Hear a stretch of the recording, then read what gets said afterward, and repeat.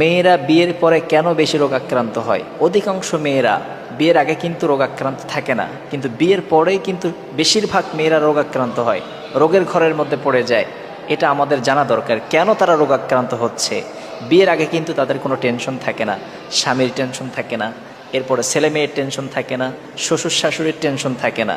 কিন্তু বিয়ের পরে একটা মেয়ে যখন বিয়ে করে তার স্বামীর বাসায় যায়, তখন শ্বশুর একটা কথা বলে, শাশুড়ি একটা কথা বলে, ননদ যদি থাকে সে একটা কথা বলে, অথবা হাজব্যান্ড একটা কথা বলে। এই প্রেশার সেই মেয়েটা সহ্য করতে পারে না। মেয়েটা যদি বাচ্চা হয়, কম বোঝে, তাহলে ওই মেয়েটা কিন্তু এই প্রেশারগুলো সহ্য করতে পারে না। স্বামী একটা কথা বললো হঠাৎ করে, আবার শ্বশুর এসে বললো এই কাজটা এখনও হয় নাই কেন, শাশুড়ি এসে বললো এই কাজটা তোমাকে করতে বলেছিলাম এখনও করো নাই কেন।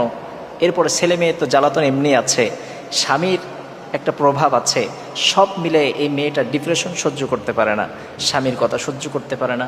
এরপরে যে এই যে ডিপ্রেশনগুলো আমরা বারবার দিতে থাকি, এই বাচ্চা মেয়েটা এই ডিপ্রেশনগুলো, এই কথাগুলো সহ্য করতে পারে না, যার কারণে সে ব্রেন নিউরন নামক একটা কোষ আছে, এই কোষের ওপর প্রচণ্ড আকারে চাপ সৃষ্টি করে, যার কারণে এই কোষের কারণে মানুষ কিন্তু মেন্টাল হয়, কোথায় কি বলে সে নিজেও জানে না।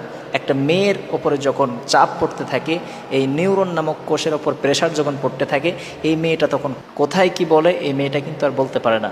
এই জন্য মেয়েরা বেশি রোগাক্রান্ত হয়ে যায়। এজন্য করে খবরদার, আপনার বাসায় একটা মেয়ে, অচেনা মেয়ে দূর দূরান্ত থেকে আপনার বাসায় গিয়েছে, সে আপনার সংসারের সব কাজ করে দেয়, সে আপনার পিতামাতার খেদমত করে, আপনার খেদমত করে। এজন্য খবরদার, তাকে বেশি প্রেশার দেবেন না, তাকে বেশি প্রেশার দিবেন না, তাকে বেশি কষ্ট দিবেন না।